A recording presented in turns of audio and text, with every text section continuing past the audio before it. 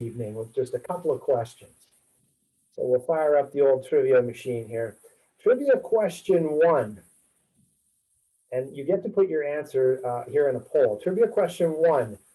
What year was the FVMBA established in? Was it 1999, 2004, 2009, or 2014? Enter your answer. We'll see how well our group does here this evening. We've got 50 people online. Let's see how many people get that. Okay, that should be enough time, Terry Lynn. Do we have a result? Let's see what the answer was. What year was the FVMBA officially established in? The answer? It looks like 61% got it right in 2004. As you can see from the slide behind there, that's pretty good. Passing grade. You guys got a passing grade on that one. Okay, let's see if you do a little bit better on this one. Second question. What is the newest authorized trail in the Fraser Valley? Is it Swoop in the Chilliwack Community Forest? Is it Allen's Trail on Vedder? Is it Gold in the Woodlot rather, or is it that classic squid line in Sumas? Enter your answer.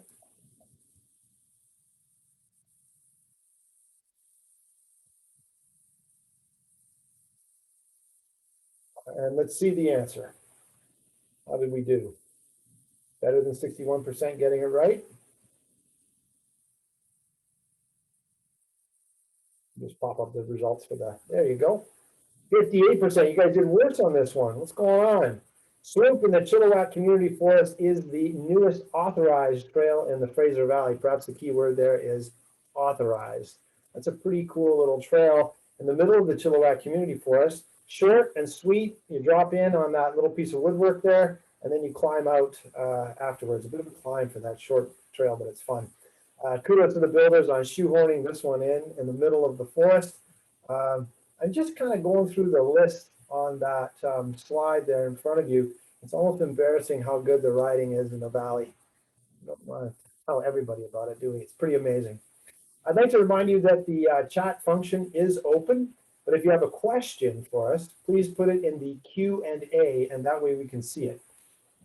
Okay, I think it's 7:07. We've got 54 participants online. That's great. Thank you for being here. Time to get the meeting rolling. I just want to let you know that you can see up in the top left corner that we are of our screen, or maybe the top right of yours, that we are recording this AGM as a way of ensuring the virtual meeting becomes part of the record, the official record of the FVMBA. Now it's my pleasure to introduce Mike Woods. He's a Chilliwack Trail Rep and the Vice President of the FVMBA. Mike does some awesome work raising funds for the association, grant writing, he sponsors trails, and even occasionally picks up a shovel and builds some trails. Mike. Thanks, Dave. Good evening, and thank you for joining us this evening. As Dave mentioned, I'm the current Vice President and one of the Chilliwack directors. I would like to start off by thanking our outgoing President, Julie Henderson, for the work she did in 2020. This past year was a difficult one for many people and many organizations, and it was one filled with much uncertainty. Throughout this period, Julie was able to steer our ship to calmer seas through her strong leadership and understanding that doing what is right for all is best for the long-term health of our association. So while she could not make it here tonight, I would like her to know that we appreciate the work she did through a very trying time in what is an often thankless position.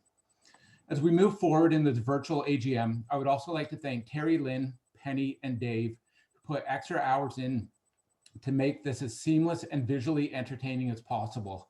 While they have done an outstanding job, I truly hope this is our last virtual AGM, as I, like many of you, miss many of the personal interactions these events provide. Obviously, I also want to thank our sponsors, volunteers, members, and donors. This association does not exist without each of you, and all contributions, whether monetary or physical, and whether large or small, all add up to what we have today and are the foundation for bigger things in the future. And with that, I would like to call this meeting to order.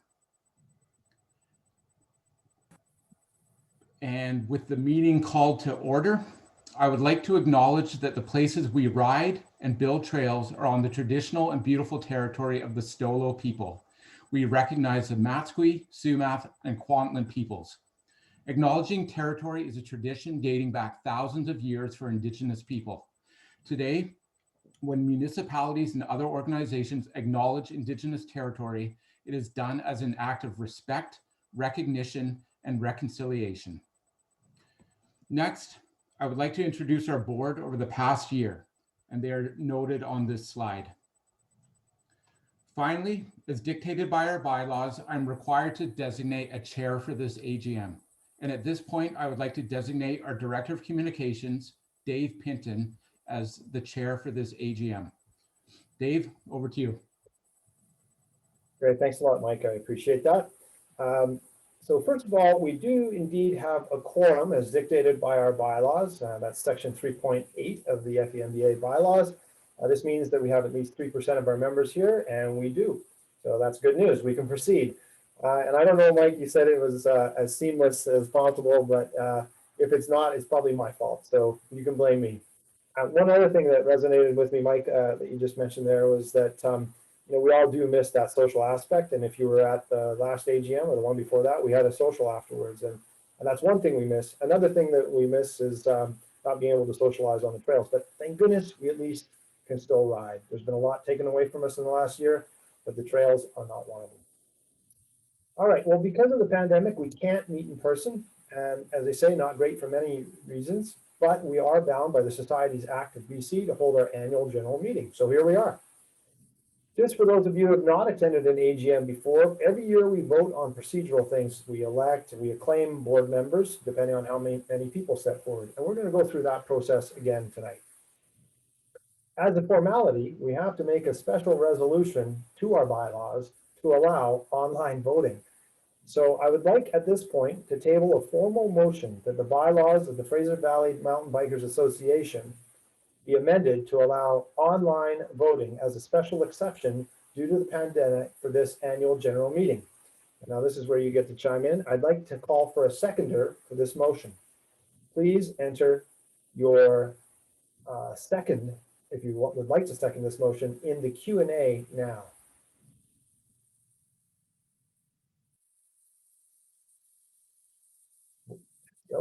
Two. All right, so the first one in was Shell Barker. Thank you. We've got it now. We've got 4 people seconding.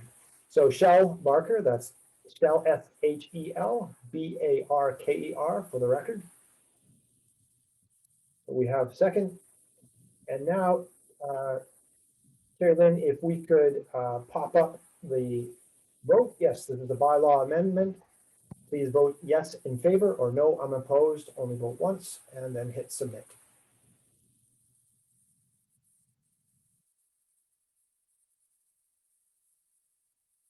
Give you a minute to vote. And let's go ahead and see those results. I'm glad that we are in favor. We would have been had to adjourn otherwise. So thank you very much for seconding and for voting. So carried. We needed 66.6% to go ahead, so I'm really glad that happened. I do find it slightly ironic that we have to vote online in order to approve voting online, but that's good, that's done. All right, another formality here. I'd like to table a motion now to approve our agenda for tonight's meeting. We'll just pop it up on the screen there. There's also, there was a link posted earlier in the chat, so hopefully you've had a chance to look at that. And we have to motion here to approve our agenda for tonight's meeting. Could I have a seconder for it? Again, in the Q&A.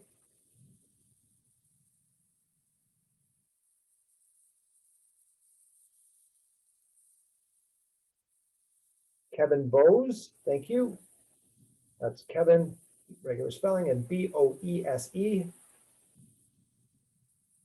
For the record, we have a seconder. And now we vote. Carrie Lynn, could you please load the poll? There we go. All in favor to approve the agenda for this annual general meeting?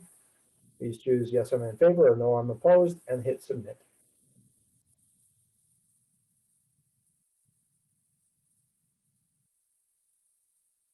And let's see the results. Oh, there we go. 100% in favor. So carried. And one more formality here. I'd like to now table a motion to approve the last AGM minutes for the AGM year of 2019, which was held on January 18th in 2020. So here are the AGM minutes on your screen. If you're on a phone, that'll be quite small, but take a look, or you can grab the link in the chat. Is this all they did at that AGM? We're gonna get a lot more done tonight. Can I have a seconder for this motion, please, in the Q&A? Excellent. Let's see. Angela McKenzie.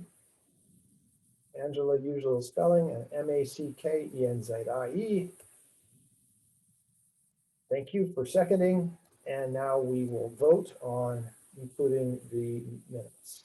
All in favor to approve the minutes from last year's annual general meeting, please vote yes or no and submit.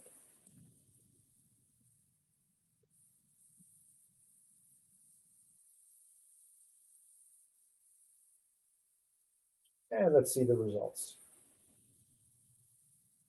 You guys are great. We're batting 1,000 here. 100% in favor, and so that motion is approved. Great. Thank you very much, everyone, for seconding and for voting, and thanks to Terry Lynn for making all the tech work. Now it is my pleasure to introduce a very valued member of the FVMBA team. He's a man who toils kind of quietly behind the scenes. He does an amazing job stewarding our finances. He's an excellent mountain biker, a hardy competitor in the races. Here's the FVMBA treasurer, Mark Sawatsky. Mark. Okay, well, thank you, Dave, for that introduction. Well, hopefully I can actually live up to all that. So first, some of you have met me, some of you have not. So yes, my name is Mark Sawatsky, as it says on my little screen picture. I'm the treasurer from the FVMBA. For my background, so I'm a chartered professional accountant, which is a CPA. I have my own business here in Abbotsford, and I live here in Abbotsford. And I actually live only about 10 minutes away from the Leadview trails, which is great because then I can actually, get to the trails right outside my door from my house, be there in just like 10 minutes and ride some awesome trails.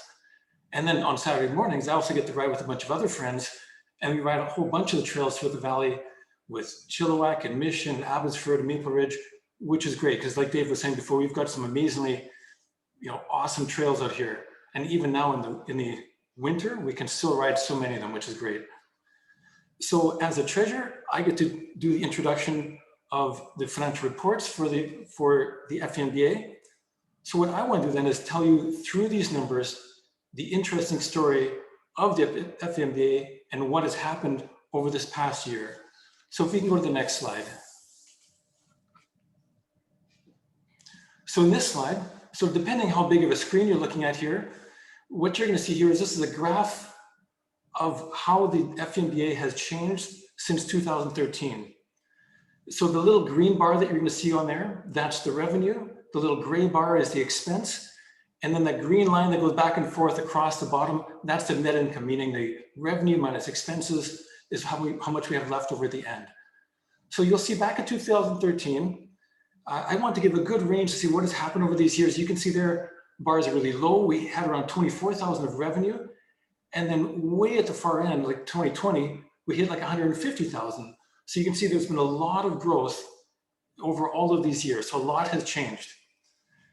The second part the second highlight was I want to bring is, well, why was there a lot of growth? Well, the big reason is two people. So in 2018, you can see a big jump up in 2018 for the revenue. And that's a big reason because we hired an executive manager called Terry Lynn Gifford.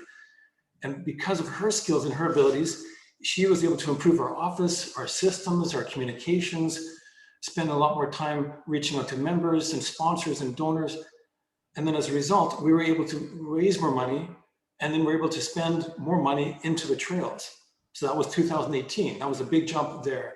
2019, just near the end of 2019, we hired Penny Deck to be our manager of the trails, the operations manager. Then as a result, with the monies that we were coming in, we're able to spend more on the trails because all of her work in the office with the grant applications, the paperwork, all the work and the coordination with the landowners and builders, and then also doing her work on the trails with the trail crews and with the volunteer builders and all those, more work to get done on the trails and more to be sanctioned and more work could be done out there throughout the valley. So with both these women, with the FVMBA, we're able to actually elevate even more all that's been going on with the FVMBA, and we've been seeing that this year. The third part I want to say is 2020 was a weird COVID year. And you can see on the far right of my schedule, I've got 3 columns for 2020. One is the ones that just says 2020 is just the operations. To say, well, if we had no other help, what would it be? So we actually had a loss there. The next column is the reality we had, but we had a little extra help.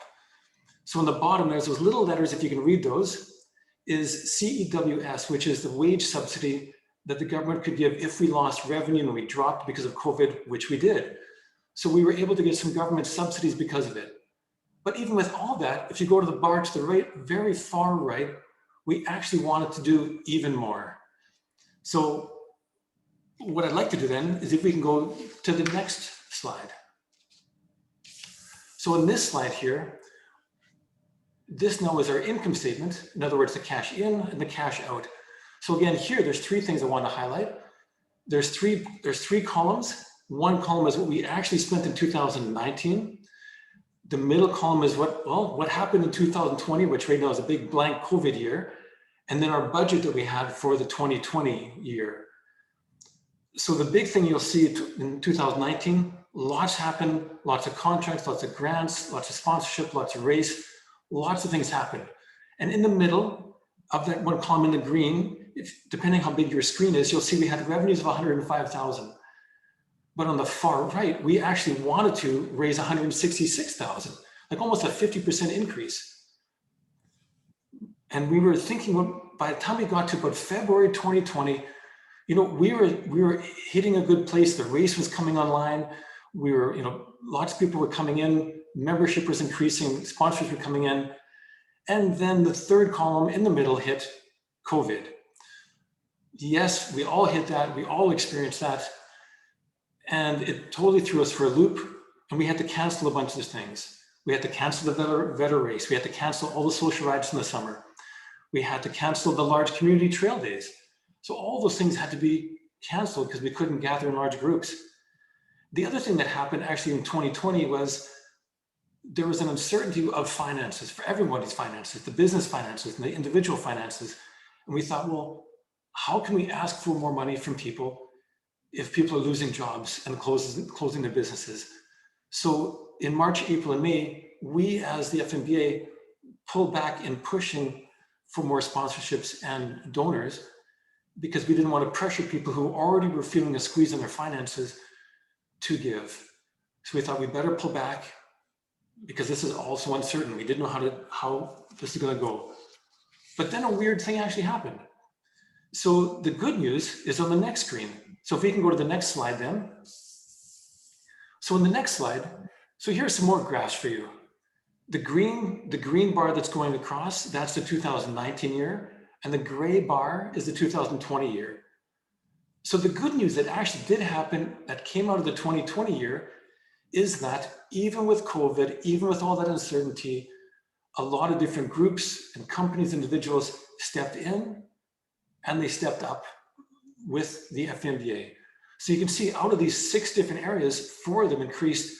We got more grants, more donations, memberships held their own, increased a little bit, and sponsorships also grew. The ones that we lost out on, as we know, we lost the race, we lost the social rides, like the others, like social rides and a few of those sorts of things. But what happened then is all of these groups came in and still supported the FVMBA even during this tough time. And we thank all of you. And you saw this before and you'll see this later in terms of all the sponsors, a lot of the donors, all of you as members, as individuals and as families and as companies. We thank you for that. We thank you very much for that. So let's go to the next slide. And then there we go for the next slide. So this one here, again, there's more numbers, but the numbers to me as an accountant, they tell the story of FVMBA. They tell what we've done because so many of you are involved with trails. Some of you were building, some of you were repairing. Many of you were out on the trails when we had all those windstorms and ice storms. to clear the trails again for all the runners and the bikers and the hikers. And that was great. And so what you'll see, so there's two highlights I want to show on the top. So the top part of the bar is all the revenues. The middle section is all the expenses, and the very, very bottom is what's left over. And so the revenue is the cash coming in, expenses is money going out, and the bottom is what's left over. So the highlights for the revenue, now this is the numbers you can see what actually changed from last year. And you could see when you look in that middle column going down there is the contracts actually reached about the big budget that we had hoped for. And the donations actually exceeded last year and the budget. Membership was very close to last year. We lost the race, of course, and sponsors, even though it was a very uncertain time, a number of them stepped up, which was awesome. So as a result, our revenue of $117,000 still was higher and was the highest we've ever had in the history of the FVMBA, was higher than last year. Then we see on the bottom section, for the middle section, for the expenses, there's a bunch of numbers there. There's 8 different rows. But the 3 that I want to highlight here is because even though we couldn't spend a lot of time doing, like building up the mountain biking community through races and social rides and events, we could still do a lot of work in the trails and for the trails. And so what you'll see as you go down in the middle, if you can see this again, depending how big your screen is you can see the grants went up from last year, $5,000 to $22,000. So we were able to get all that money, and that money went to Hope for the new trails out there, to Mission for a bunch of their skills trails, the skills park and their trails, and also to fixing a bunch of the Vetter bridges as well. Of course, we didn't have the race as you go down a little bit lower. And then the trail expenses is at $12,000. Now the previous year was much higher at 26 because we did a whole bunch of money because we were doing a whole bunch of catch up, spending a lot of extra money on tools, supplies, and nails and boards and wood to really stock up last year. And then in the 2020 year, it was going to be less because everyone was already supplied and had all their stuff. But everything that the builders need, we're paying for those things, paying for the tools, the supplies, the nails, all those sorts of things. So that's a great thing. And again, that's going back into the trails. And then the third highlight I want to give is the one a little bit lower called Trail Crew. Now you'll hear about them more later through Penny. So this one, we spent $31,000, and most of that was through the grants and the contracts that we received. And that is 4 different people. We're working as a team, led by Penny, doing lots of work in a whole bunch of the areas in the Fraser Valley. And so many of us have already benefited from their great work, and we'll hear more about them as well. So with that, so then we had the Trail Crew. So all those things, as I mentioned, those highlights of the grants, the trail expenses, the Trail Crew, and a whole bunch of Penny's time, all of that goes strictly right back into the trails, which is awesome. So then on the bottom, what you'll see is there's this operating net income of negative $20,000. So if we didn't have any extra help from the government, we would have had a big loss of like $20,000. But we had that wage subsidy, which I described before. So as a result, in the very, very bottom, in the middle, we got about 13 grand on a positive number, which we didn't expect, but that certainly helped us go through this year. So that was good news. So let's go to the next slide. So in the next slide, this is now what's called the balance sheet. Balance sheet is, again, some people might call it the snapshot, where it's like a selfie of, well, what does the FVMBA look like at the end of when everything is finished and done? We've done all our trail work, all our events, all our work that we've been doing. What does it look like at the end? Well, you know, it was a weird COVID year, but we had a lot of good news even throughout these really difficult, uncertain, weird year. So when you look at those 2 columns, the column on the right is the 2020, and the other column is the previous year, 2019. So on the right, you'll see our cash is lower. It's 43 grand versus 72, so it is lower. But the next row down is called accounts receivable. So those monies are monies that we're waiting for from the wage subsidy, around $24,000, and then another $18,000 that we sent out to say, hey, various people from different cities like Chilliwack and Mission and so on said, hey, they would pay for extra grants or pay for extra time from the Trail Crew. So we had billed them, and they're going to pay us So the cash would actually be those two numbers together would be 43 and the 42, because that money was coming in and it has been coming in, which is great. The second highlight that comes here is those words that are on the right side of, or I guess that's your left side of your screen, is I made some notes on the cash, because the other thing we've been doing is, for us as FVMBA, everything comes down to two things. It's trails and the community. And so the big thing here is the trails, because that's what we could actually spend our time on right now. And so a lot of that 43 grand has been designated through the various grants and from the board to say, there are future trail projects that are coming up we're putting money aside for. So for instance, there's still some money left over for the duck farm in Chilliwack. There's still some money that we want to spend in Vetter that came from a previous year's race profits. And there was also some money set aside for a project in Maple Ridge. And that project actually hasn't happened. So what we did later in the year, actually, we put aside some money to allocate to the Sumas Mountain for an archaeological study. So that's what we've been doing with that cash. So if we can go to the next slide. So here, so this is now my time. I can hand this back to Dave to say, Dave, I'd like to make a motion to pass the financial report. And just so you know, the ones who have been watching all this, I appreciate your tuning in and watching, doing this online with us. What you'll know is that there is a Q&A section. So if you have a question for me, please put it in the Q&A. What'll happen is I will see that, the other panelists will see that, and we'll take those questions together. And then when we get to the end of the whole meeting, I'll spend some time. If there's some questions for me, I'll answer them at that time to the whole group. If not, that's great. Or you can find me on the trails sometime if you have a question for me at another time. So Dave, over to you. Great. Thanks very much, Mark. And now, as part of our formal procedure, I would like to, I'd like to move to approve the financial report for 2020. And as we did before, I'd like to have a seconder for this motion. Please put your name in the Q&A if you'd like. Oh, look at that. Right. You guys are good. You're learning. Beautiful. Ryan Harris, R-Y-A-N, Harris, H-A-R-R-I-S. Thank you very much for your second. And now we vote. Carrie Lynn, if you could please pop up the poll. All in favor of approving the financial report for this annual general meeting, please vote yes, I'm in favor, or no, I'm opposed, and then hit submit.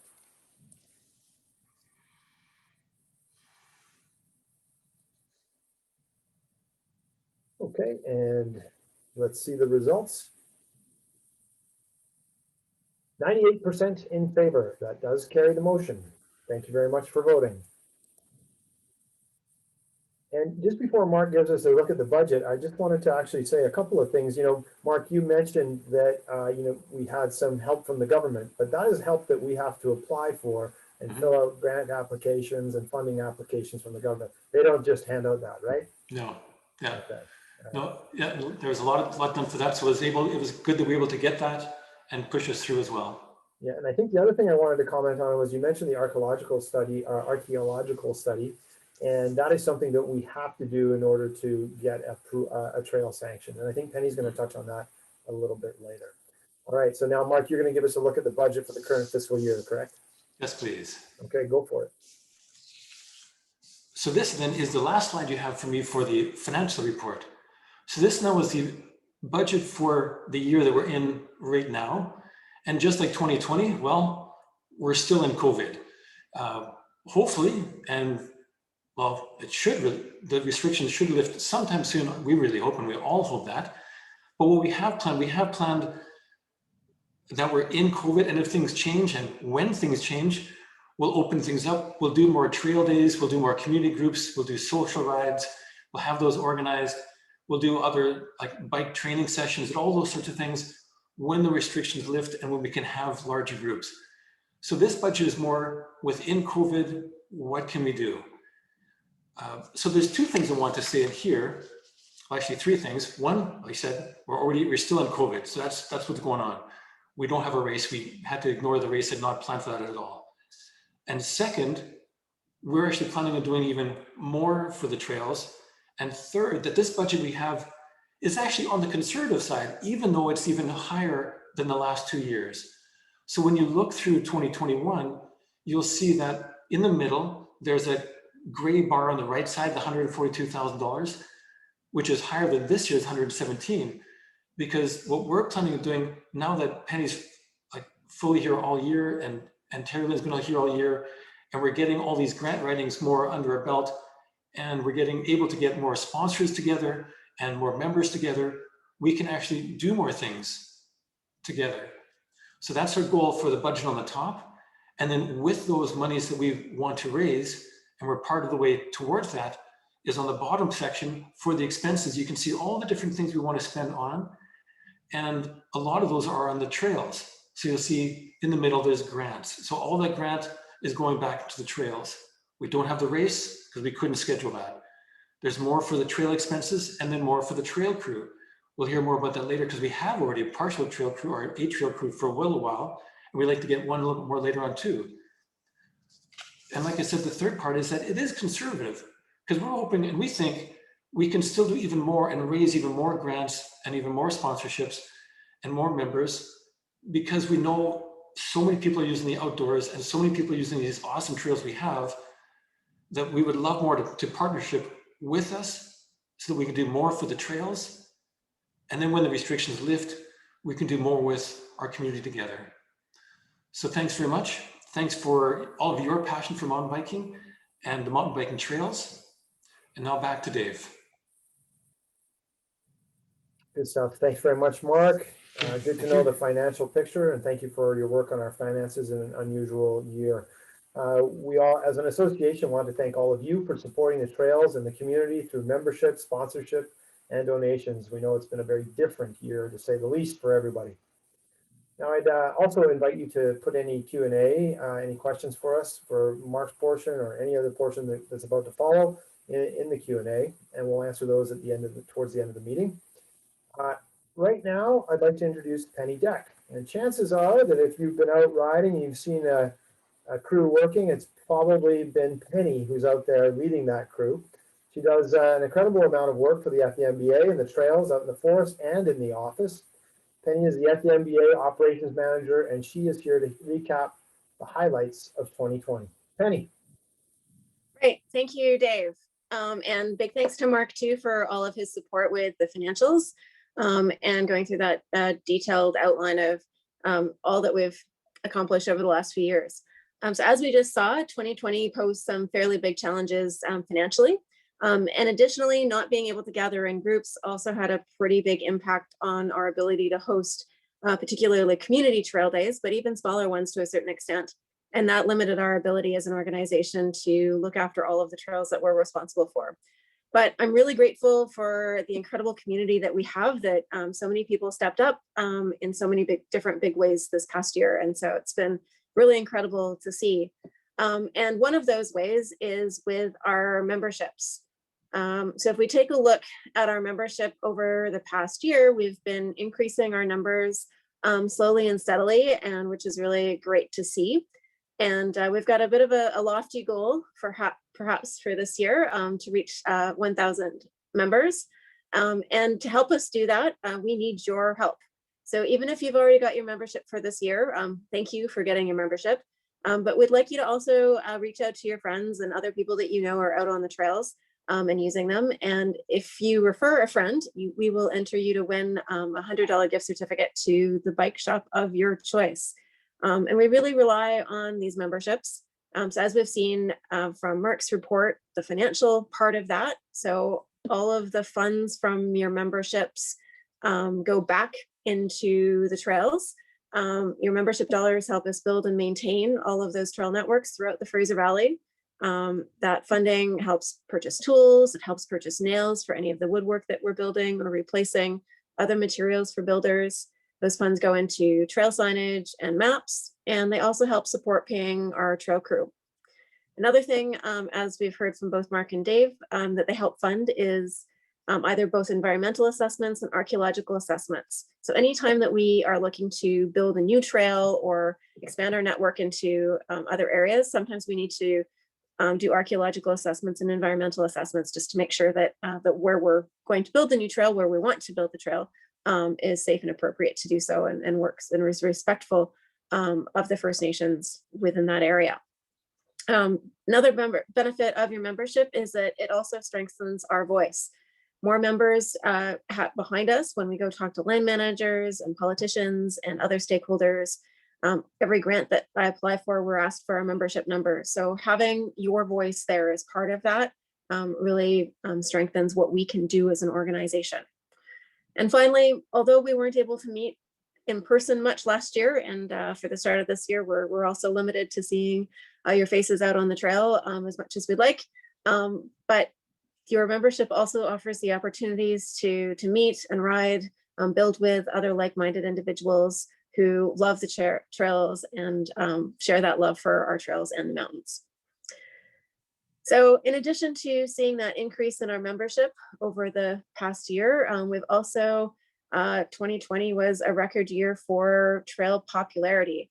We saw record numbers of folks out on the trail. So this graph here shows Trail Forks data. And it's estimated, obviously not everybody uses Strava or Trail Forks to record their ride. And we estimate that it's only about 10%. So with these rides here, you can see that if we go to that estimate, we can see that there's a large number of people out. And most of you that have been out on the trails, I'm sure have experienced some of those busy days and weekends and crowded parking. So it was really great to see so many people getting out on the trail. The outdoors provide lots of opportunities to get outside, to connect with nature, to be active, to spend time with our family and friends, and to enjoy the incredible trails that we have. And that's so important to us. And we're really lucky to have all these incredible networks in our community. So let's take a look at another trivia question. Which of the FVMBA trail networks was the busiest in 2020? Was it Vedder Mountain in Chilliwack, Sumas in Abbotsford, or Ledgeview in Abbotsford, or Thornhill out in Maple Ridge, or Red Mountain in Mission? Which of those trails was busiest?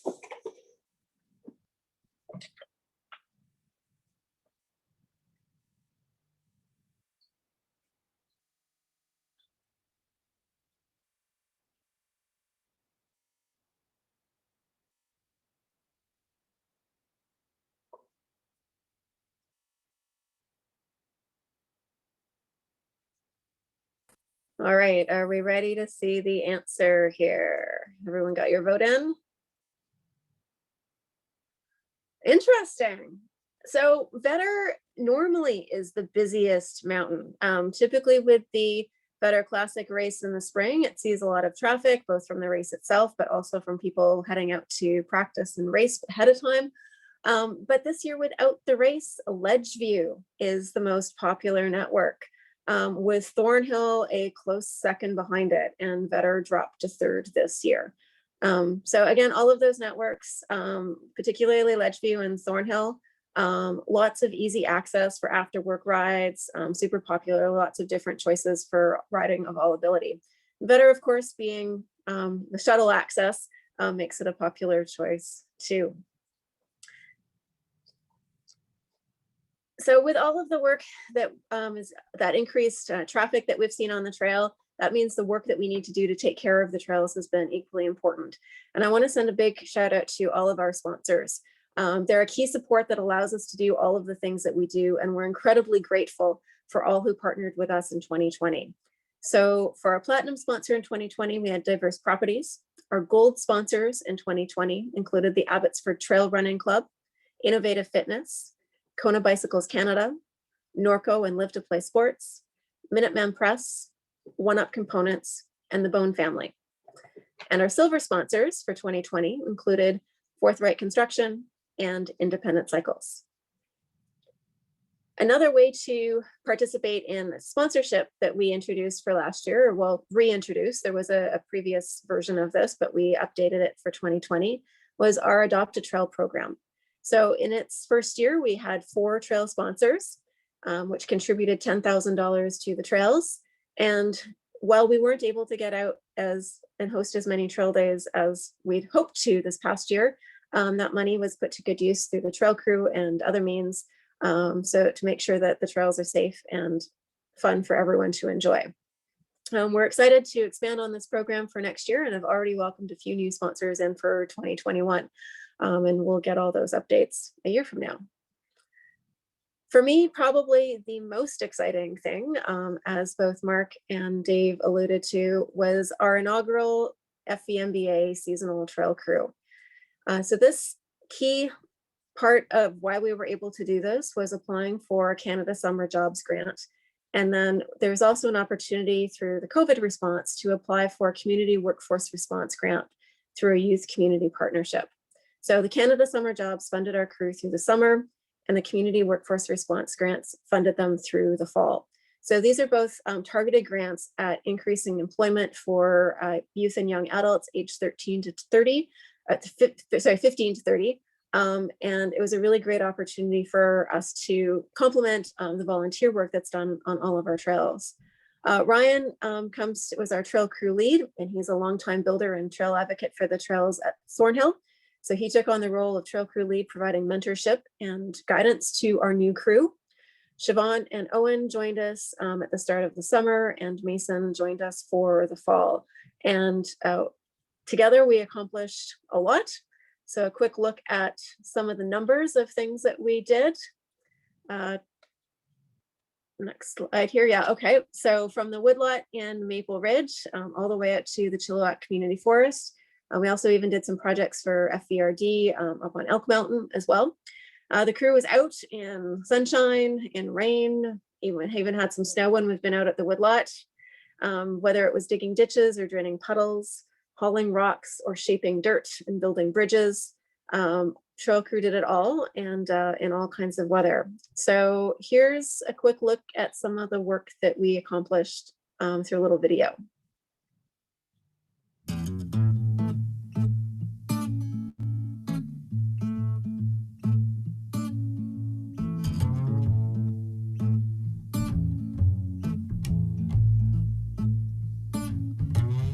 Hope the levee in Shreveport does what it's supposed to do. 'Cause the rain keeps coming. Yeah, the rain keeps coming. I must have called you 99 times, but I couldn't get through. And the rain keeps coming. Yeah, the rain keeps coming. And the rain keeps coming. Yeah, the rain keeps coming. Nothing's ever for certain until the levee breaks down. The water comes in and the river takes the town.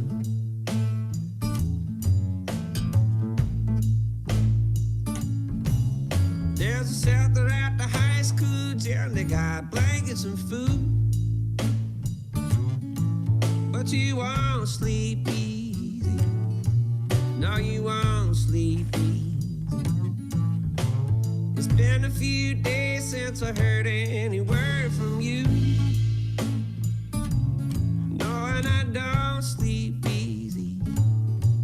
Well, I don't sleep easy. And the rain keeps coming.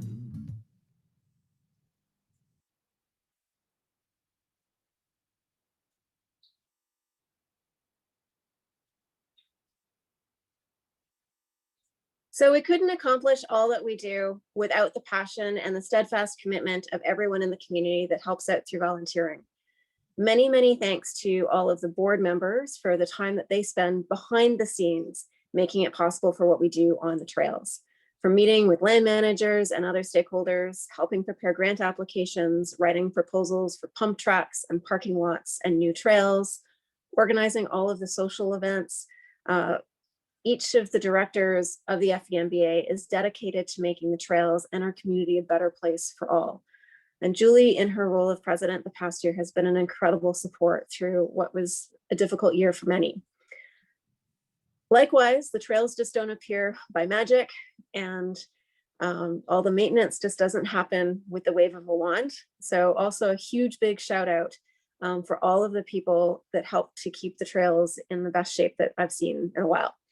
There's many, many hours of sweat that goes into all of the trails, whether it's trimming back brushes to keep the corridor clean, clearing all the fallen trees and branches, There's an incredible community here in the Valley. And, whenever there's a windstorm and a report of a tree down, I always see on Facebook that someone's already up the next day to go clear everything out. And that's fantastic. So everybody that's helped with that, it keeps everything amazing. Whether you've dug out drains and ditches or raked leaves or gravel off the trail, helped shape some berms and corners, or reshaping some jumps, replaced or built new wood features, all of that is really so important, keeping the trails fun and safe for everybody. So thank you to all of those volunteers. And despite all of the challenges of 2020, we've had some of these huge successes, and we're really looking forward to building on those successes for 2021. As we saw a bit with Mark's budget, these are some of the things that we're looking forward to in 2021. We've got a trail crew right now that's still from one of our grants that we got from last year. They're working February and March. It's just a 2-month contract, but we're also hoping to get the Canada Summer Jobs Grant again, so that we can have the trail crew through the summer. Some additional grants we're looking at. We were successful in an application for a BC Gaming grant, so that supports our budget for this year, and we'll apply again as well. And some other opportunities that we hope we'll be able to fund both trail work or some individual projects. We're looking at signage projects throughout the whole of all of our networks. This includes updates to kiosks and maps and parking and staging areas, but also on trail signage in a number of different ways. And again, continuing to expand the trail adoption program. So there's lots of excellent projects in the work for this year too. So I'll hand it back over to Dave, and you can hear some more details from the regional directors. That is great stuff, Penny. Thanks very much for all your work. It all looks fantastic out there. And when I see all that new work, I can't wait to get out there and ride some of it that I haven't already. I'm sure most of the people in our audience feel the same way. I noticed there's a question in the Q&A, and with your permission and patience, we'll get to that at the end. I know that Lee Hughes is going to answer that one, I think. And actually, that's who's up next. Lee would like to give us a roundup on and a look ahead, perhaps, and what's happening in Maple Ridge. Lee. Hi, everybody. Thanks for showing up. It's gonna be a hard act to follow. I don't have any videos. So for the Maple Ridge area, hasn't been very much happening in Maple Ridge lately. But if you're curious as to what we've been up to on Thornhill, at the beginning of the year, we submitted our maintenance agreements. We've been in talks throughout the year with city staff. The proposal and talks, we emphasized our desire to make Thornhill a safer place for all user groups to enjoy. We suggested wayfinding and maps to help guide people. So we participated in the Thornhill Trail Study. So out of 796 respondents, 41% were mountain bikers. So that equals 327 people. So if you guys take us up on that offer to refer a friend, there's lots of them out there that could be members that could help us out.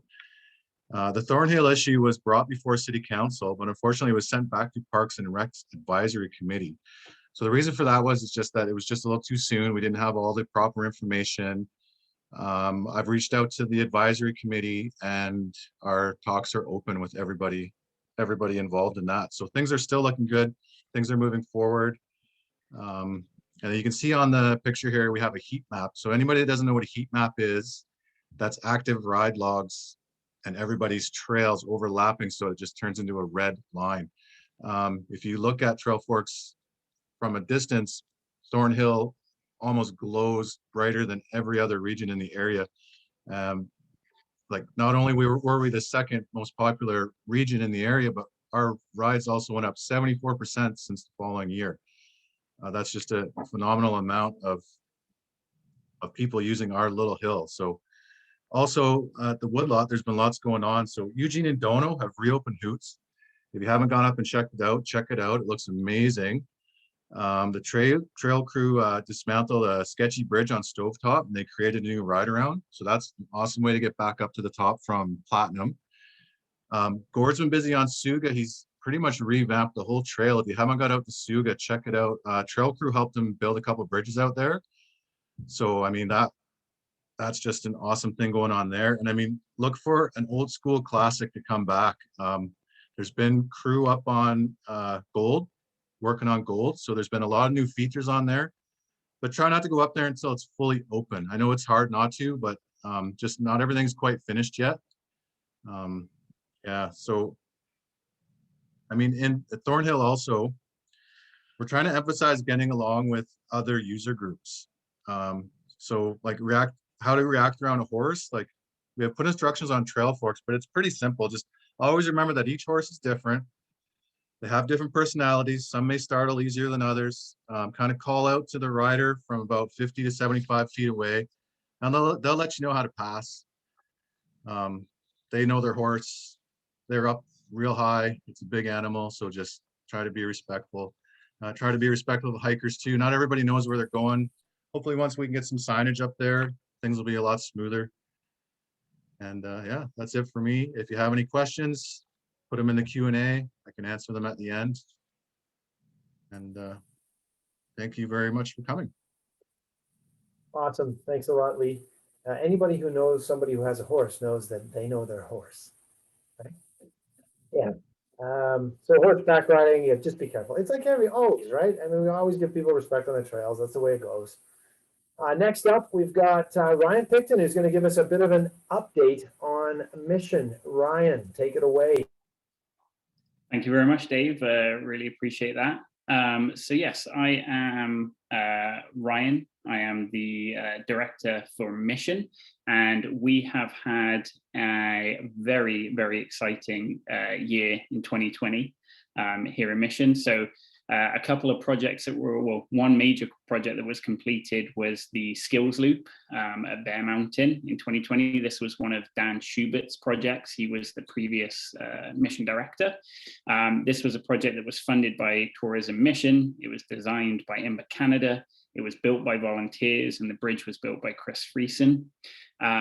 Moving forward into 2021, we have 3 facilities in the works, each bigger and more elaborate, and they are in process right now, underway, and we have aims of completing all 3 in the summer and fall of 2021. If we can go to the next slide, please, Terry-Lynn.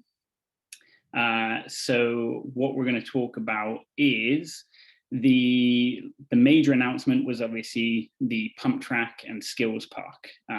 So council approved a budget of $300,000 to build a pump track and a skills park in Mission. So, but there's actually not a lot of people know this, and it kind of wasn't in the newspaper article. So they have approved 2 pump tracks. So one is a much smaller, like dirt, soft surface pump track that is going into Tom Jones Park, and that one is underway. They've removed the turf, gravel is down, and they will be delivering dirt in hopefully the next month or so, and that will be a community build. So then we'll be coordinating with the local community and the local children and adults to help build that project.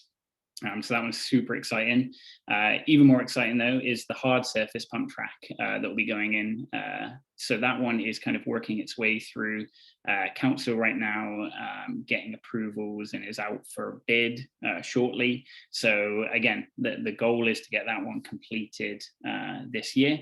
And again, the location for that is still being figured out, and will be kind of determined by the contractors that end up being used. But the FVMBA is very much involved in this process with Mission City Council. So we are on the planning board for these projects. So we have our ability to make some decisions there and to kind of shape the projects. But yeah, super exciting. Another one is at Heritage Mountain. So it's still kind of in the works right now, but there will be a land transfer to the District of Mission. And then the FVMBA will have the maintenance contract in Heritage Mountain. So part of that will be bringing all of the trails up to Whistler standards, and really kind of putting a bunch of work into those trails to bring them up to better standards. And they're very, very popular trails and easy to ride to, and I think that's going to be a really, really exciting project this year, to allow the people that live around that park and can ride to it the opportunity to ride some trails without having to jump in the car and drive out to a mountain. So finally, I just wanted to say a massive thank you to all of the volunteers in Mission. So everybody that spends their hard-earned time to maintain and fix these trails.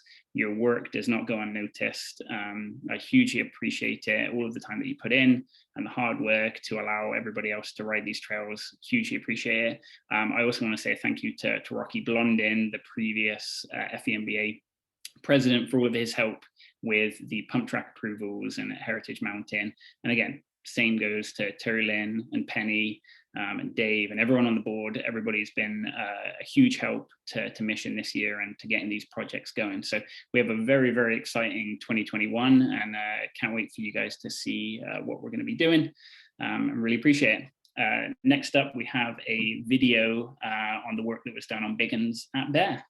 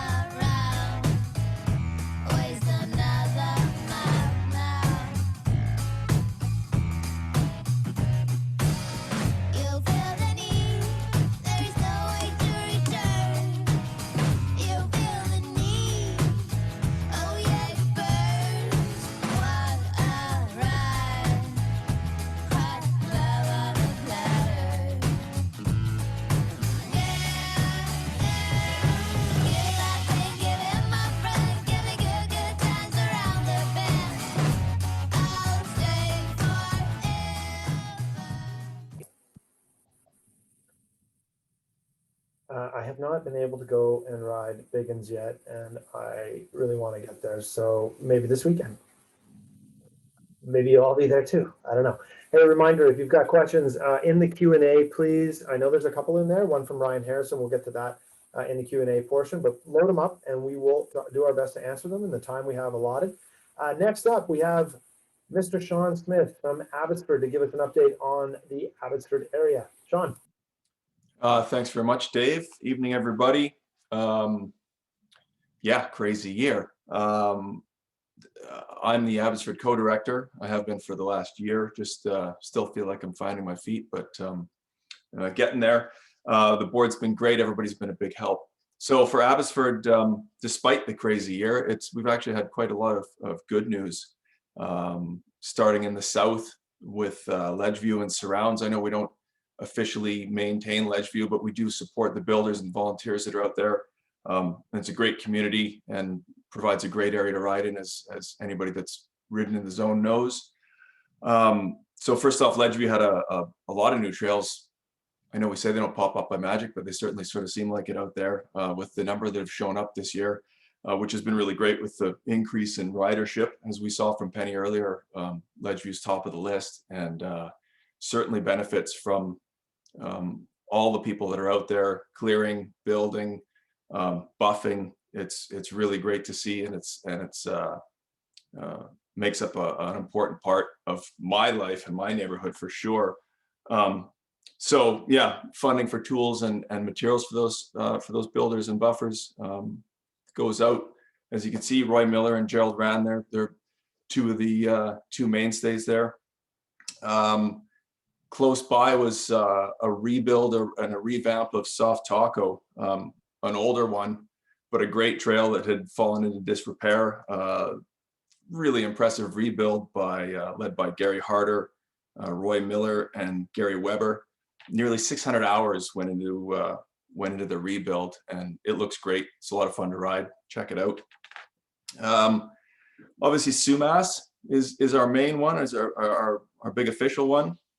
First and foremost on Sumas this year is a major trail extension that's been going on, codenamed Stone Starlet. It's quasi under wraps. I think it might be one of the worst kept secrets going right now on Sumas, but it is still under construction. So, you know, leave it alone if you can, if you know what it is, if you know where it is or what it is, but it's looking really great. The build will virtually double the length of an existing trail that's out there. The project is broken into two sections. The top section's led by Chris Friesen and Bobby Wallace. The other is, forgive me, Eric, but Eric Testroete. I'm not really sure how to pronounce your last name. I really apologize for that. Builders and the volunteers have done some incredible work. As you can see there, that's the photos there are some of the sections that are underway and nearly ready to go. It's looking really great. They're looking for aiming for a spring 2021 opening. As you can see, there's a crazy big bridge. Really, really good work out there. Finally, the board's applied for approval of a new trail on Sumas. It'll be a blue or intermediate trail. And the routing, I think, has mostly been, well, we've got some of the routing in. Whether it gets approved or not is unknown at this point, but archaeological assessment is next on the list for towards its creation. Board has allocated funds for that. Mark mentioned that earlier. So intention of moving forward on that sometime this year. Lots of good stuff to look forward to. More projects underway, and yeah, get out there and have a good time. If you have any questions, put them in the Q&A. Back to you, Dave. Awesome. Thanks, Sean. You know, I looked at that bridge that's up there right now, and I think it was Carrie Frayne who said to people who are building bridges, build them like they're going to last 30 years. And to me, that one looks like it would last 60 years. That's going to be awesome. Some epic stuff going on. It gets me totally stoked to get out and ride. So I'm sure that other people on the call are probably thinking the same thing. Okay, next up, thank you very much, Sean. Next up, we have Hamish Baird. Hamish, you're going to tell us all about Chilliwack. Hamish is the co-director for Chilliwack area. So Hamish, take it away. Hey, hi, everyone. So I'm Hamish Baird, as Dave said. I'm based in the Chilliwack area, and I'll try and give you an update here. So firstly, I'd like to acknowledge the most exciting addition to our cycling infrastructure in the valley. It was opened early this year. North America's largest paved pump track can now be found in Chilliwack, right beside the curling center. So it was built by Velo Solutions, who are a world-renowned pump track construction company. Because of this, Chilliwack is now eligible to host the Pump Track World Championships. So that's something to really levy for and be excited about. A big thank you to Julie Henderson, who's done and still does do a huge amount of advocacy for this. She really put heart and soul into this, so that's big thanks goes to her. And if you've been by it or been to it in the recent spring type weather, you'll have seen how big a hit it is in the local community. So it's really, really great to see, and go check it out. It's a lot of fun. And now next slide, I'll move on to the trails. So if you've ridden Vetter Mountain over the past year, you'll have no doubt benefit from all the hard work that the trail crew put in all over the mountain. So thanks again to Penny and her crew. Lots of changes there, and it's really great to see. However, our volunteer builders have also been hard at work on almost every trail out there as well. Despite the gathering restrictions, many different local volunteers have arranged small dig days, and they've done a ton of work. It's almost too much for me to really go into here, but I'll try and go through the most notable refurbishments and improvements. On Vetter, they've repaired some work on Sunnyside Up, made that a lot of a nicer climb, and dealt with some water issues. Mexican Ninja have had some reroutes and some new features. Turdferg's had a rehab and some new lips built in. Hidden Pleasures is ongoing, and that's really nice to see. Reefer, Mango, and Dilemma have all had features rebuilt or added to it as well. So if you haven't seen any of those ones, I'd advise you to go check it out. And also the Chilliwack Park Society have added Swoop to their network, as we saw earlier in the quiz. And they've also added new sections to Slug and a big route on Fireline. I'm sure I haven't really scratched the surface for all the work that's gone on, but on behalf of all the riders in Chilliwack, if you picked up a tool to improve the trails last year, big thank you. We need these trails more than ever now, and they will not be the same without you. So next slide, please. I'll talk a bit about what's to come. So looking at 2021 and beyond, the BC Bike Race announced last year that Vedder is their first stop on this year's race circuit, which is big news. Currently, they've not announced any changes yet due to COVID. So we're staying tuned for any adjustments or changes there. If you've been to Vedder Mountain on a busy weekend or even just a dry, sunny evening, you'll have noticed how much we need to improve our parking situation. Cars park all the way down Parmenter Road, and on days where the quarry is active, it can be a bit of an issue. So we're working with Rex Saxon Trails right now with a view to expand the current area and put in a new parking lot above the quarry road. We have a design currently submitted to Rex Saxon Trails and a contractor lined up, so stay tuned for that. Dilemma is due to undergo a good refurbishment this year with some volunteers and also with the trail crew. So that's great. The Mongo Impossibles are being rebuilt to be slightly more possible. So the trail crew there really know their stuff, and we're excited to see what comes of it. The Chilliwack Park Society and the FVMBA are now working with Rex Saxon Trails to improve sections of the Trans-Canada Trail in the Tamahay area. You can see that on my right-hand picture there, taken by Bob Jones. If you've not explored the Trans-Canada Trail, it's a really great gravel grind, single track experience for the most part, all the way from Cultus to Chilliwack Lake. And there's some really nice sections going in there.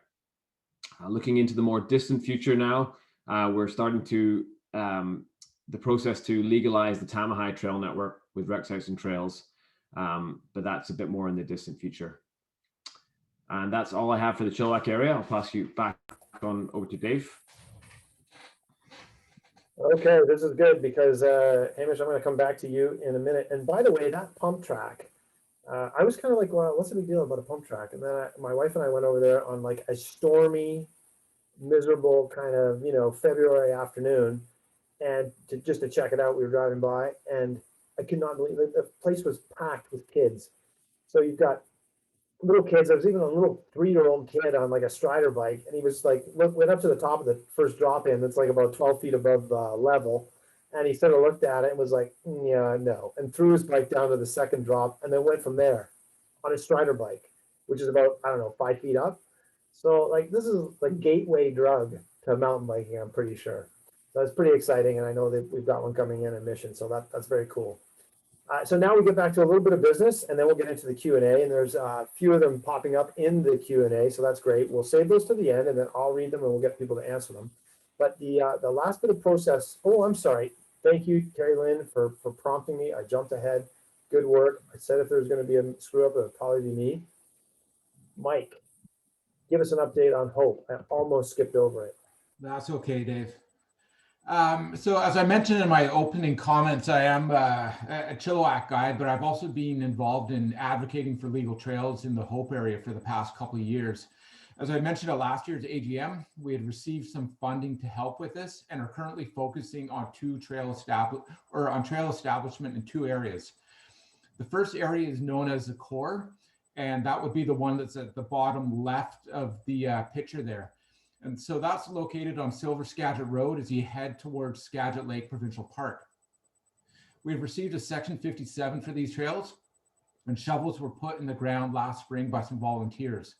Throughout the summer, we were able to enlist the help of the BC Wildfire Service, thanks to a pretty wet year, and they were able to put in a good chunk of digging and start on the extensive woodwork that will be required in this area. This area is smaller in size and the trails are a bit shorter, but a couple will be pretty technical, so will make for a great spot for families, as well as riders looking to progress their skills. It reminds me a lot of the Chilliwack Community Forest. The second area of trail development was identified last year and is located off the Mount Hope FSR, closer to Hope Mountain. If you're heading east towards the interior and look up to the right, just before the turnoff to the number 3 highway, you'll see this area. The trails up here will be a lot rowdier and longer and will hopefully draw many riders into Hope to check it out. Flagging of the trails has begun, and we are also able to get the BC Wildfire Service bucking deadfall up here too. We hope to have the flagging finished this spring so we can apply for the Section 57 and get shovels in the ground in the next 12 months. When I first met with the locals in Hope, I warned them this process would be a marathon, not a sprint, and that is proving to be the case. That being said, we continue to grind forward, and I would like to thank the volunteers in Hope for the work they are doing, as well as the Cascade Lower Canyon Community Forest and the District of Hope for the funding they have provided. And over to you again, Dave. Are you sure? Yeah, unless you skipped something. No, I didn't. No, we're good now. Thanks very much for rubbing that in, Mike. Okay, thank you to all our directors for their reports and to Penny Deck for her incredible work on the trails and in the office. Fantastic update on what's been going on. Now we have that last bit of process that I was talking about. That's selecting the board of directors. Hamish Baird. Hamish, as you just met a minute ago, he's a co-director in Chilliwack. But what you might not know about Hamish is that he's also one of the builders of the infamous Black Hawk Down on Vetter. It's also known as Black Forest Ham. That's H-A-M. And guess who the H in the ham is? Yep, Hamish. Hamish, walk us through the board of directors election process, if you will. Okay, thanks, Dave. Yeah, it was a bit of a mess with the name on that trail there. Two different names came up and both went out to the general public. So yeah, sorry for the confusion. Okay, so I actually think that trail deserves two names, so it's fine. Yeah, sounds good.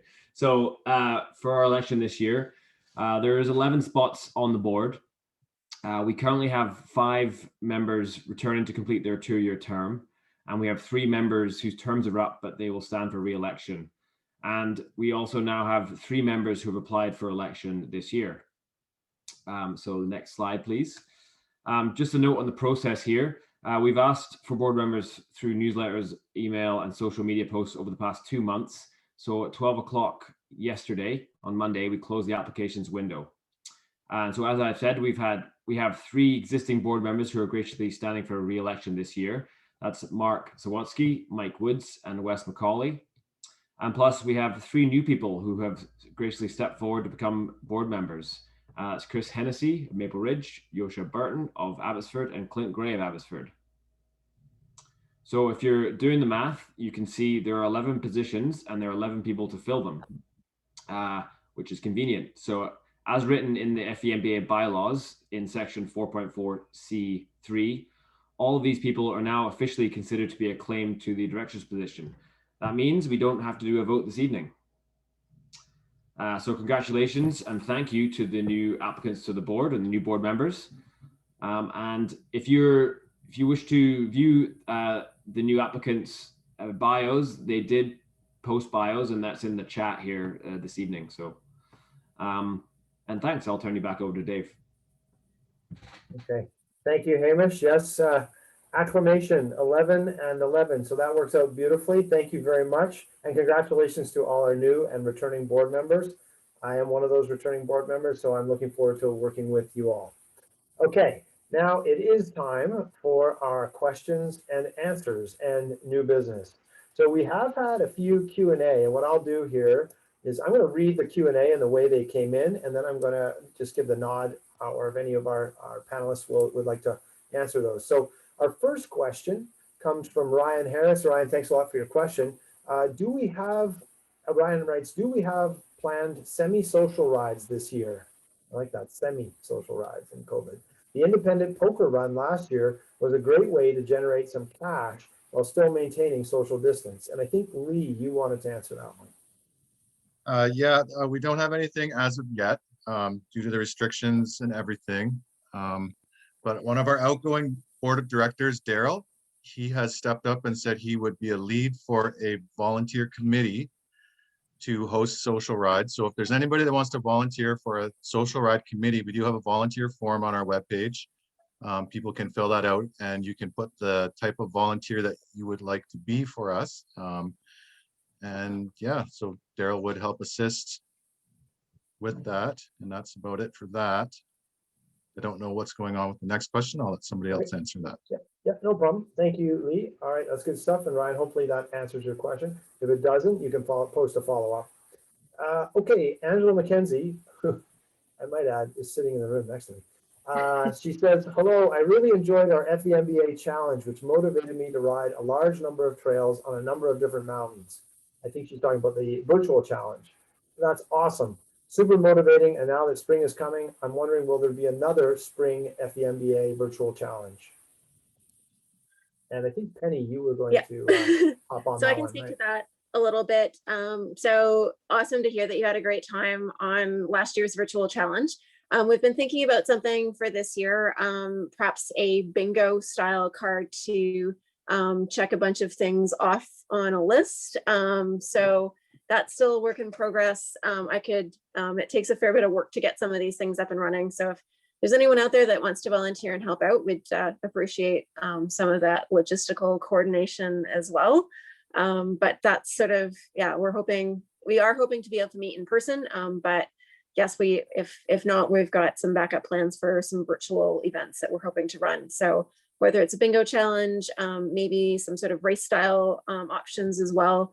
We definitely want to get people excited about being out on the trails. So yes, not sure what it'll look like, but coming soon. Awesome. Great. Thank you, Penny. Now we have a question from Brian. No last name given. Brian is right. Since COVID, there are many new riders and required trails that are more rideable by all riders. With more cross-country, easier trails, this will generate more people that will soon become members.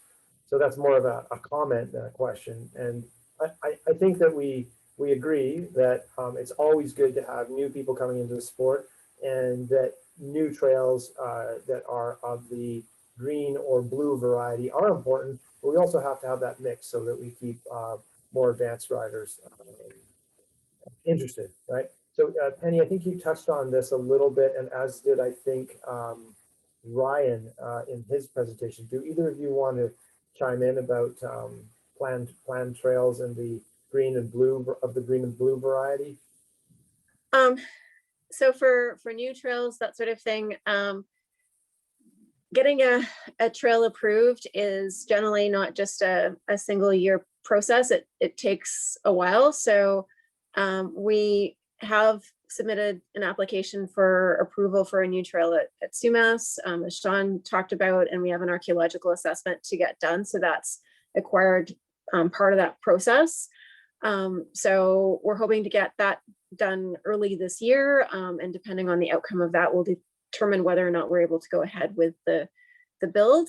And that's the same for any other new trail. And part of where we're a bit limited sometimes is our capacity to do all of these things. So we've got a large trail network to take care of. We do have our trail crew, we have lots of volunteers, but taking on new trails does take an extra commitment. And we are hoping to expand networks and offer, continue to build trails for everyone, whether it's rebuilding Gold at the Woodlot, which will be an advanced trail, but there's also the gate at the Woodlot, which is already approved, but got logged, so it needs some rerouting. But again, that's a lot of work to get that up and running. So there's options, but we'll see what our capacity is. Right on. And I think maybe I might be able to ask Lee Hughes to chime in here. Lee, when you and I were talking the other day, we were talking about Thornhill, and you mentioned that it would be a good area for beginners, right? Thornhill is a great area for beginners. There's lots of families there. There's lots of people who haven't ridden in a long time who are getting back into biking as well, that utilize Thornhill as an area to build up their confidence. And yeah, it's a great place. And I think Ryan also wanted to chip in here. Ryan from Mission. Yeah, I just wanted to jump in and say, yeah, with the plans for Heritage Mountain as well, that is a pretty awesome mountain for beginners. It's lots of green and blue trail. So as that kind of plan that I touched on in my update progresses, it's a fantastic place. I know that Rocky has done some kids mountain bike competitions and some kids riding bike events and trail days and mini little races before. There was one planned for last year that obviously got cancelled due to COVID. So that will be a really exciting place for beginners. And I think that will be a kind of the gateway into the Bear and the Red and the Woodlot, and then out into the other areas as well. So yeah, I think that one's is a great place. And so kind of watch the updates. Yeah, and we don't want to go too heavy on the beginner stuff, but the Chilliwack Community Forest is pretty good for beginners as well. I think every area has one or two trails that are suitable for beginners, and we're somewhat limited by the actual amount of land that we have and what has been approved and sanctioned for trails. But if you explore these areas, for sure you'll find something that's good for beginners. Okay, we have another question here from Mike Jones. Mike, simple question. Will there be trail days this year?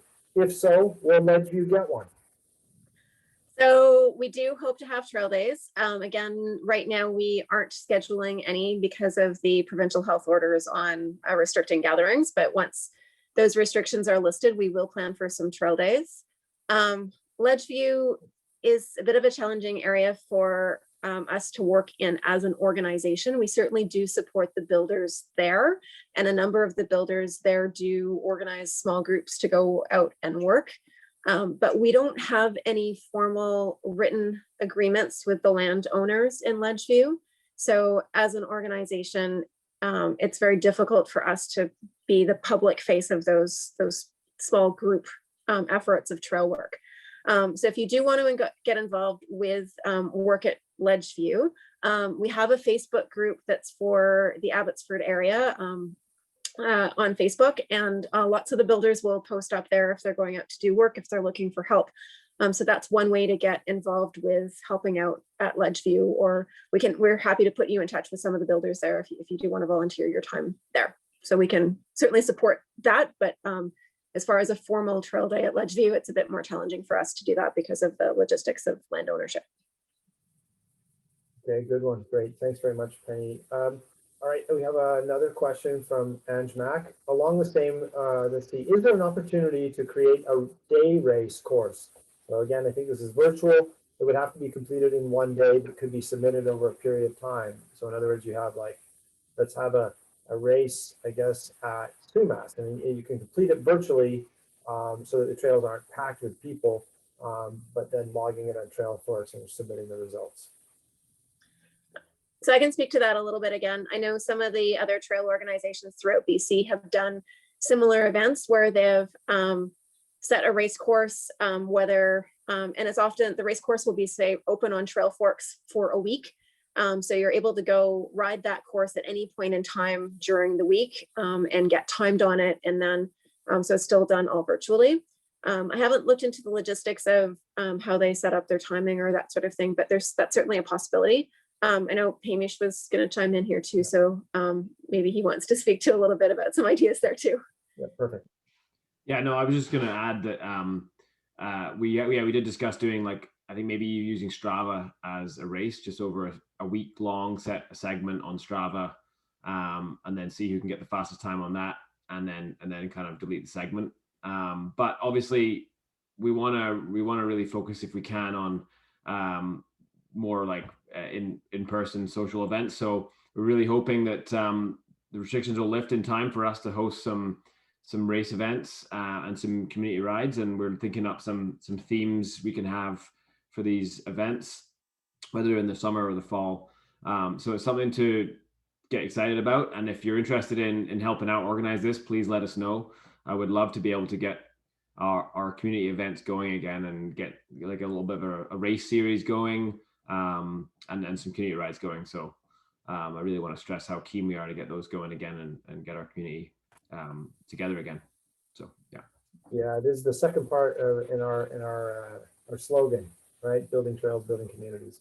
So speaking of community, we've had only 2 people drop off this call from the beginning. Are there any more questions? I'm not seeing any more in the Q&A, but just give you guys a couple more minutes to think about if there's anything else you want to talk about. And from our panelists, is there anything that you think we've missed that we need to discuss? That's my way of saying, did I screw up and miss anything? All right. Well, Well, I don't see any more questions coming up in the Q&A. Do we have one more? No. I think that is it. Oh, Angela McKenzie says, thank you for all your hard work. There was a question about how can businesses get involved? Terry Lynn is telling me. So, Mike, do you want to tackle that one, or how can businesses get involved? Actually, Terry Lynn, you can answer that one best, but I'll tell you what, I'll do that for you. You can do, yeah, and Yoshia, you've come in, you're already contributing as a new board member. Adopt a Trail is one way. Sponsorship, you saw our list of sponsors right off the top. So there's different levels of sponsorship. There's a gold, silver, platinum, gold, silver, bronze, silver, gold, platinum. Yeah, I got it right. So there's many ways that you can contribute, not just donation, but other ways as well. So check out FVMBA.com for all of those ways. Somebody's writing here to me now. Okay, Frank Gutterman. Thanks, good to see you here tonight, Frank. Green trails take a lot of space. However, it's the blue-black trails which keep riders excited. Keep up the good work on keeping those in order. All right, thanks, Frank. Yep, good comment. And from the anonymous attendee, will Abbotsford dirt jumps be getting a rebuild? I'm wondering if Sean or anybody else would like to chime in on that one. The dirt jumps in Abbotsford. Anyone? Sure. We reached out to Abbotsford, I think last year, to see about getting some funding and stuff to support that.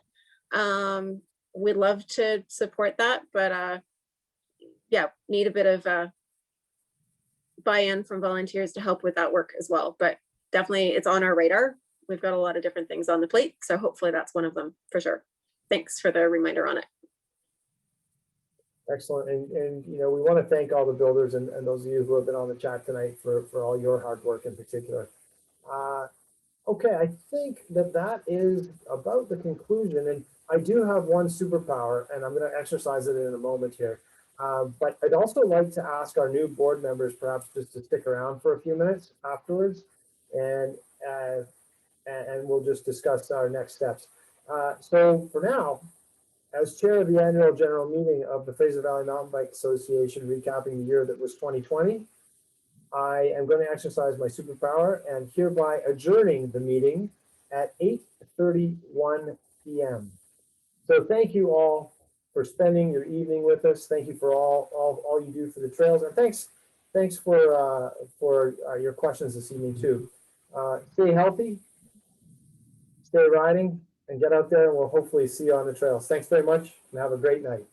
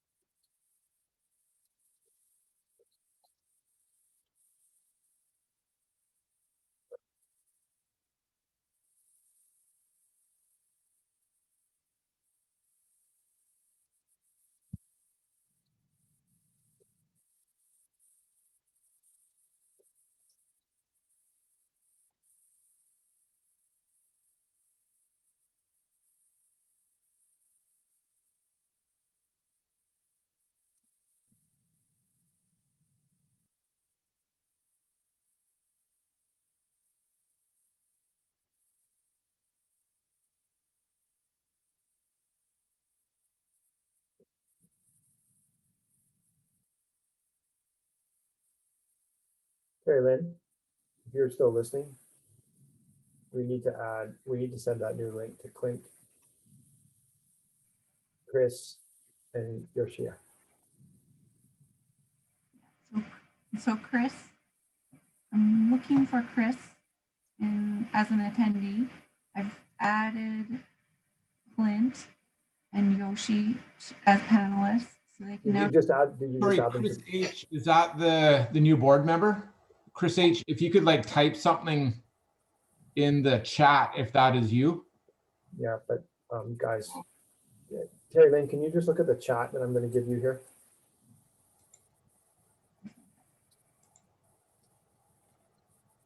Well, there's a hand up or a raised hand. I think that's him. We can always kick him out if it's not.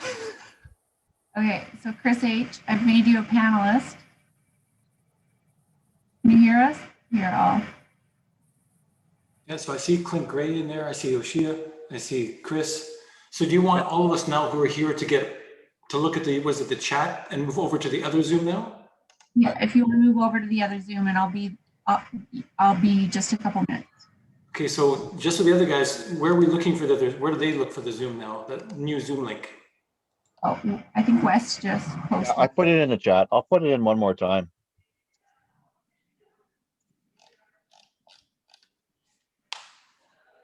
Yeah, so if everyone could just look at the Zoom, the chat, you can see the new link, because we're going to close this and go to a different Zoom meeting for all the board members.